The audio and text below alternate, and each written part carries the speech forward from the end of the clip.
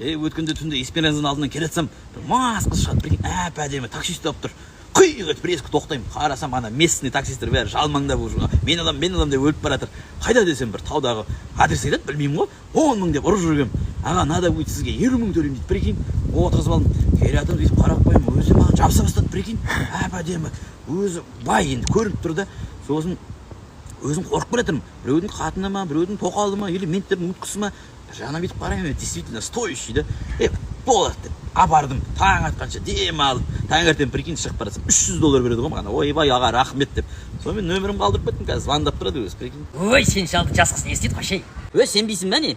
Надо будет қазір звондаймын. Давай, звондаш канал, давай. Не, күндіз қалай звондаймын? Неудобно. Мынау яры өтірік әңгіме ғой. Қойшы. Айтпақшы, естісіз бе, мынау министр финанс ауысты ғой. Соның орнына біздің жиен келді ғой, Бекболатов деген жиен, біздің туысқан роднойымыз ғой біздің. Туысқаның болса неғып тартпайды сені? Қой, мен жалмаңдауым жоқ, ол да білесің ғой. Көтке кіріп қалған